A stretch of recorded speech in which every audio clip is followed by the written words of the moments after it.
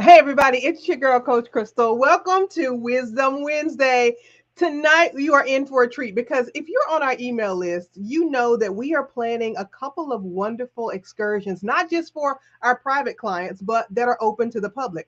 And let me just slow myself down because I'm so excited. Listen, let me welcome you into the Steps and Stages community the way that we welcome each and every person in and the way we start each and every one of our endeavors. It's with our mantra that just says a lot of things happen before this, and I guarantee a lot of things are going to happen after this, but I promise to be here with you now. Please be here with me now. Tonight, we're going to talk about travel. We're going to talk about the diaspora, and we're going to talk about a concept that I love, which is chasing freedom, right? And as we do that, I want to welcome in my co collaborator, conspirator, colleague, client, friend, Jaamil Kosoko. And I want to talk about this idea that is actually coming to fruition. It's called A Vision for Black Joy. And I'm just going to bring him out because we want to tell you how it happened, but we really want to make sure that you know that this is something that you can participate in. Jaamil, welcome, welcome. How you doing? I'm incredible. I feel good. I feel good. I'm looking good. Yeah, I just What can I this is how say? visionaries introduce themselves. How you doing? Amazing. Yeah, let's just go back. Let's give people just a little bit of backstory, Jamil. So you've gone through each stage of our kind of client trajectory, right? Mm. Like vision builder, life master. You've been in our mastermind. Tell us just a takeaway that you've had from steps and stages in your own life, your own work, as we invite people into the next stage of this creative endeavor. Hmm. Um, I think what has stuck with me the most has to do with um, really living through design, living by design, Mm-hmm, mm-hmm, mm-hmm. and getting the tools, clarifying the tools that I've needed to understand, my personal sort of freedom DNA, you know, capacity, if you will, Mm-hmm. or just what is my personal performance of freedom, and how do I want to present that, to the world. And I'm still working through it. Yeah, It's a lifelong journey, exactly, exactly. this work of freedom. But I would say the work that we've done together has certainly helped me to clarify that and to articulate it, to remind myself, and to affirm myself Yeah. in that practice. Yeah, yeah, yeah.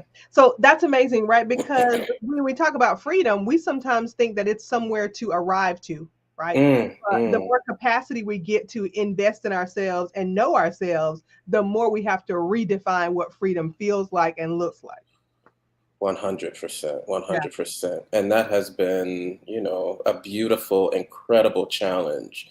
I used to, growing up, I used to joke, I want white people problems, and what I mean when I say that was, was like, I didn't want, just the hood issues that were surrounding me. I wanted to engage with a different kind of like critical understanding of how I am moving and practicing my work of living, my art of living, in the world. But in addition to that, I did want to understand more about finance and travel and, a lot of things that just felt so out of reach for me. Yeah. And now it feels like just a part of my, my practice of living and moving through the world. Yeah, yeah. It's so amazing to me what I think we sometimes long for that then becomes normal. Exactly. Right? And so a lot of people, when we think about wealth and generational wealth, and one tactile piece of that wealth is a passport. Mm, And 100%. I think we forget that because we're just like, oh, we got to get it renewed. No, like the like courage it takes to fill out the application, to think about traveling, to see another country, to put yourself in an familiar environment, right? Some people don't want to leave their neighborhood, much less leave the country. Exactly. And I think as Black people specifically, it is so integral that we understand how to position our bodies and how our bodies feel outside of the American project, outside of, you know, American, racialized capitalist patriarchy, Hmm. uh, and not to say that anti-blackness is all over the world, but America has a very specific way that it performs. You Right? Yeah. know, Racism and anti-blackness are yes, different, right? yes, yes, yes, Right. yes, yes, yes, yes, So, yes.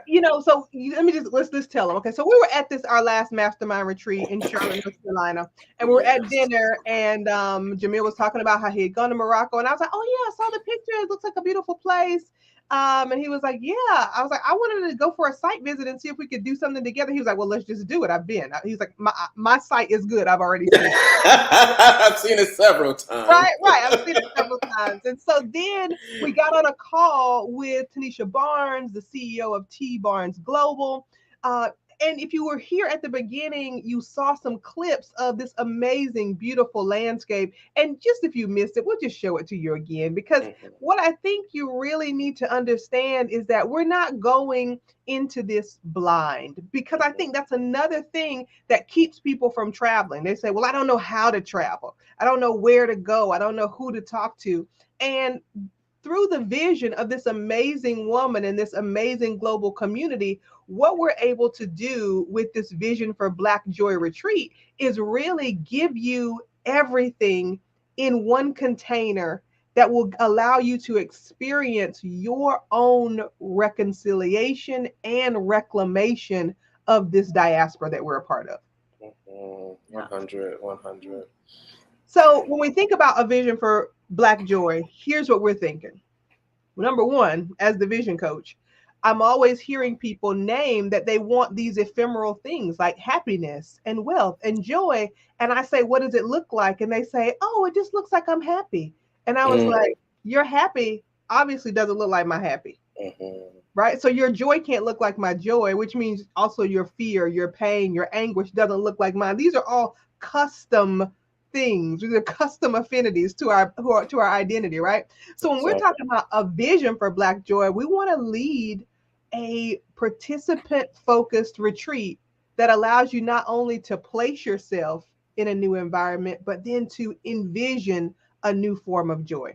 Exactly. I mean, I feel like there is nothing more powerful that you can give. There's no more powerful a gift than giving someone space to do their work, and to do, and when I say their work, I mean, we're all working on very specific things that Mhm. whether it's releasing, family curses or historical traumas or yeah, whatever it may be, Dealing with the person in the mirror in the morning. exactly, exactly, exactly, exactly. And And I think it's important that we just have space, to do that work and to do it collectively.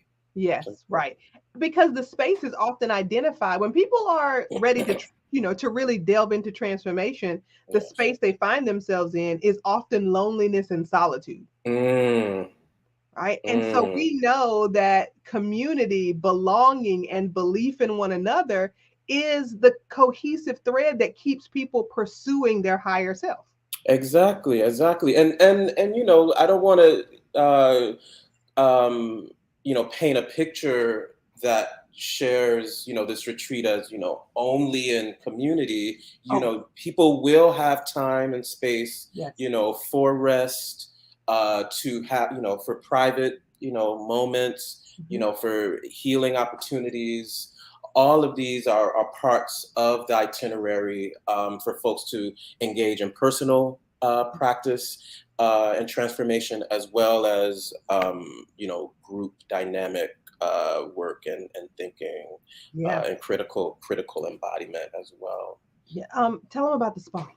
Exactly. So the hammam, yes. One of my favorite features. We've partnered with an incredible luxury spa in Marrakesh. Tanisha is so well connected, not only in Marrakesh, but really globally. And so, working and traveling with her, we're only getting top-notch service, Yeah. and access to incredible, spa, hammam, healers, restaurants, food.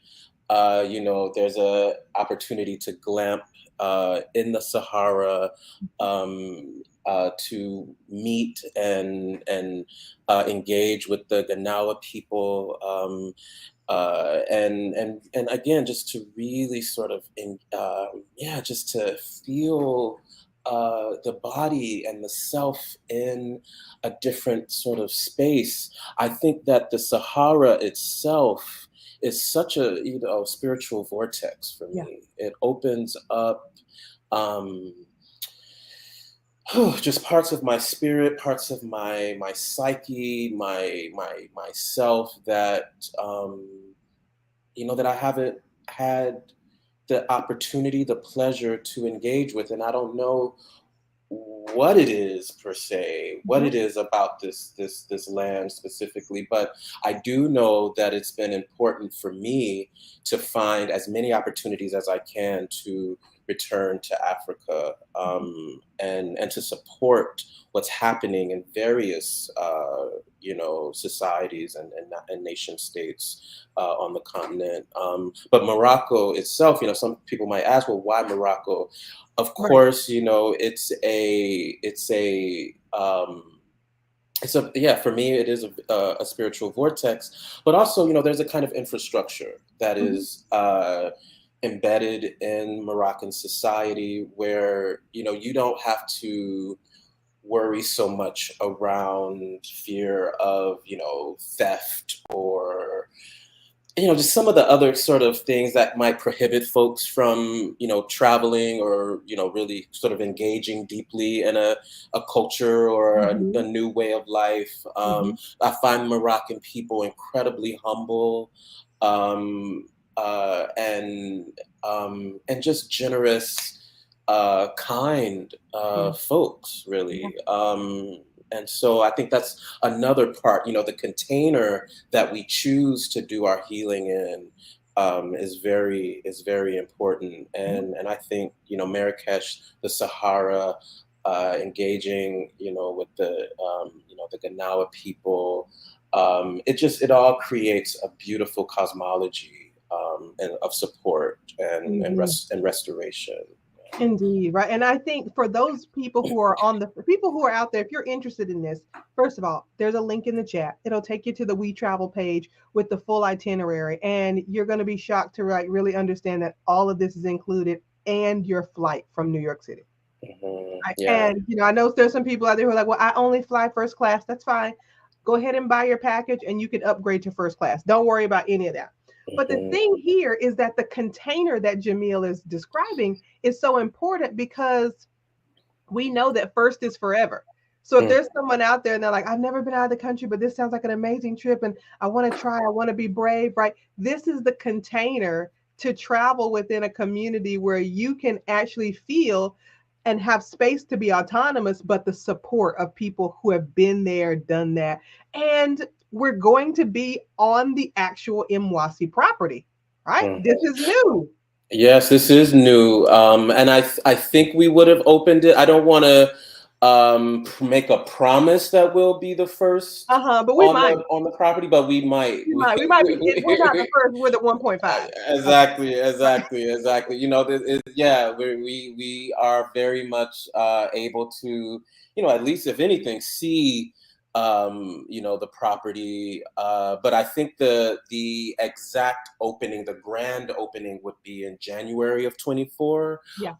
But I imagine that we'll certainly be able to have a moment to visit, the incredible space that Tanisha Barnes is creating, a restoration center space specifically devoted to the centering of Black diasporan healing and support and community, the Mwasi, global community, headquarters. So, Yeah. yeah. And I was really just listening to Tanisha the other night on the investment call, because not only is this a place to visit and retreat, it's also a place to invest in, right? So if Mhm. you're looking at that global lifestyle, we've seen a lot of people in the last couple years think about Ghana, right? But if we're thinking about emerging infrastructures and places where the banking is going to be the same, the safety, the quality of life is going to be the same, and that infrastructure doesn't have to be built up, this is another place where you can go take a look, retreat, and see if it's somewhere that's really calling to you to have a second home, right? Or an investment property that continues to yield revenue even when you're not there. Like, this is an entirely inclusive and I just want to say reciprocal trip, Yep. right? Like, this is Mhm. not about taking a trip for vacating our lives. This is Mhm. about taking an adventure, a reciprocal, a diasporic reconnection to bring Yes. our lives back into focus. Right? Exactly. Yeah. 110%. Yeah. Yeah. When I think about diaspora, Jamil, I often think about, like, we hear this word a lot, diaspora, and we hear it, but we don't actually really think about the fracturing that it really is talking about, right? Mm. Diaspora is a fractured thing that comes apart. And when something, like, I think about a piece of glass that shatters on the floor, you drop a cup, the pieces fly everywhere, and you have Mm. to be really meticulous about bringing the little pieces back together. And those little shards that get lost, right, may never find their way back into their original whole. And Mm. so this is just one of those invitations to reconnect in this diasporic way, that we are not a marginalized people. We are not a minority. We are a people of the global majority. And the Exactly. more that we kind of really notice that, the more we get to reaffirm ourselves, like you said, and that's the real essence of freedom.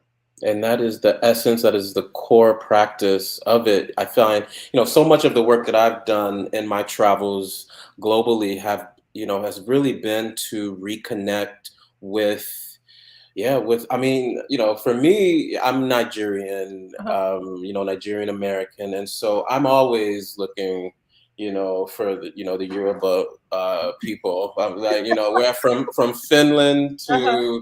to, Jamaica. I'm like, Yeah. I know my people are around here. Show me where's the black part, Uh-huh. Uh-huh. you know? Yeah. Right. And that's been so important for me, Yeah. building my own global community. And so when I was able to finally have an opportunity to partner with Tanisha, I started working with Tanisha in 2020, at the Mhm. height of the pandemic, Yeah. with Black Freedom Colony, which became an incredible, again, a space for me to do my work. I was able to create a new project. Again, in the heart of the pandemic, I was looking for opportunities to create, to feel my body, to understand joy again. Mhm. Mhm. And she really helped me to open that up creatively. And I feel like I'll always be indebted for that opportunity, to have just space, to have a container, Yeah. to do the work that I needed to do. So Yeah. yeah, it's transformational stuff that we're doing for sure. Oh yeah, Yeah. definitely. I mean, we wouldn't be on steps and stages if we weren't talking about transformation. Exactly. Yes. Right? Like, but again, right, that transformation has to have a form in your mind, right? And so we just want to give you all the opportunity to start to see yourselves differently, right? Mhm. Like, travel is about reconnecting, but it's also sometimes about putting yourself in a space that feels just uncomfortable enough that if you can't be yourself, then there's no other choice. And I find also that it's nice. I mean, for me, it's Mhm. nice when I don't speak the native tongue. I can hear myself more deeply. I can unpack the desire, the care practice, the vision that I need when I'm able to sort of distance myself from the sort of chitter chatter of society, if you Mm-hmm. will. Mm-hmm. Mm-hmm. I hear myself more clearly, and I understand how to negotiate difference. I understand how to to be lost and be comfortable, Yeah. Yeah. until I'm found again. Mm-hmm. It's a number of sort of gentle sort of environmental attunements and bodily attunements that occur when one positions themselves in a foreign space or society. And yeah, it's a kind of way of living and being that just feels really, really good. I love that feeling of not knowing what people are are saying around me. you know? And Yeah. not being able to lean on the assumption of like what you were saying about the American project, right? Like, Mm. oh, they're looking at me like that, they Yeah. must think this, right? Like we don't know. Oh, yeah. All of that becomes debunked Yeah. for sure. Oh, yeah. Yes. Yes. Yes. Right, Yes. right, right. So, y'all, I just want to, if you have questions, please feel free to drop them below this video or in the chat, and we'll get back to you. There is a link in the comments right now to the We Travel site where you can see the itinerary, how we'll be traveling, what we'll be doing, and the dates, which are November 27th through December 3rd. So, if you're right after Thanksgiving, or you just don't celebrate Thanksgiving or Thanksgiving or any of that, and you just want to give yourself a retreat that's going to allow you to come back and prepare and position yourself for the new year as a fully equipped human being, then I think that this is definitely the trip for you. Again, Mhm. it's a vision for Black Joy, November 27th through December 3rd, led by yours truly and yours, thankfully, right? So Mhm. we will be there helping assist you in creating a vision for what joy looks like, not only on another continent, but how you can bring it back and integrate it into the contentment of your life. Mhm. Mhm. And Yeah. and the spa. I'm just excited about the spa. I mean, that's it's going to be incredible. And I continue to go back and back and back again, because again, as you said, it's about a community that's also being opened. Hmm. You were on the call when Rashid and Jalal and Tanisha and just everyone were on the Right. property. I mean, it's good people doing the work, and creating space for other Black folks to do their work. Yeah, Um, and I think, I'm glad you brought that up, Jamil, because the other part that I think keeps people from saying yes to adventures and gifts to themselves like this and really transformational experiences is feeling like they're not going to fit in, right? mm, Or feeling like I have to be a certain type of person to go here, right? This is not about your status, your title, your net worth, your income. This is not about anything other than wanting to create a vision for a sustainable life of joy and freedom. Right? mhm, And if we need to move you out of your normal rat race, habitual day in life, then we'll do that for 7 days and give you an experience that elevates your consciousness so that when you come back, you can reconnect to only the things that bring you joy. And that I find that it's integral to, it's difficult to do the healing that one needs to do when one is embedded in the heart of the beast, Yeah, if you will. yeah. And so, yeah, to be able to, distance oneself, it really helps you to clarify and Hmm. to see yourself differently, Yes. to unpack, parts of yourself, to see parts of yourself that maybe you hadn't, been able to see previously. What are some of those blind spots that Hmm. exist that, you or I might be able to acknowledge in someone that they're not necessarily seeing or ready to acknowledge in themselves, Exactly. and essentially coaching, folks through some of these, you know, difficult, challenging, modes of being. Yeah, it's I think it's incredibly powerful Yeah. work. So. Yeah. If you're ready to take the adventure of a lifetime, to give yourself the push to get yourself unstuck, to do Yes. something that you've been promising yourself you were going to do, again, the link is in the chat. There is an early bird pricing up until July 31st. So I would encourage you to go ahead and get your seat now. Did We forgot to mention that there are only 10 seats available, right? This is a very intimate retreat. This is not about a caravan of numbers. This is about an intentionality of transformation, right? And like Mhm, Jamil said, there will be communal activities, there'll be a couple workshops, but there will be time for you to be in the space alone and reflect, right? And have that time to really ground in, zero in, and develop a vision for your joy. mhm, Yeah. mhm. Yes, that's So feel beautiful. free to, we're going to be talking about this a couple other times on some other platforms. And then we're going to have an informational session via Zoom that you'll have an opportunity to come and ask questions as well. But for right now, we want to make sure that you have the dates November 27th through December 3rd, Marrakesh, Morocco, a partnership with MYC Global, a vision for Black joy. Don't miss your ticket. Don't miss this early bird special that will expire July 31st. And grab your seat now because the Yes. only thing between you and an amazing life decision is a decision. Mhm, mhm. Be the vision. You just have to be the vision. Just be Right, it. right, right, right. No other way. There really is no other way but to do it. Listen, y'all. Jamil, thank you so much for joining me. Thank you for going on this adventure with me. Oh Right? my God, thank Yeah. you. No, I just think this is people are missing. I mean, I don't know. I don't know if y'all know how amazing this is going to be, but I mean, Yeah, it's incredible. it's I going mean, to be, yeah, I'm so excited. yeah, I can't wait. yeah. Whatever you have to do, your vacation days, whatever you got to do, make it Exactly. happen because Make it we promise you that you and the experience are both worth it. happen. We're gonna have T Barnes back on here to talk a little bit more about Mwasi at another time, but don't miss it. Don't wait on the next one. Just go ahead and get your seat now because it will fill up Thank ASAP. you.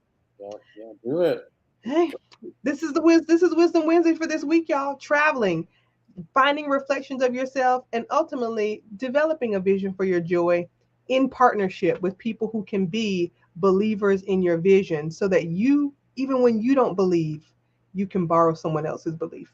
Hey, Hey, hey, hey, okay. hey. Let's keep reflecting. Let's keep growing. We'll see you next week, y'all. This is All Wisdom right. Wednesday.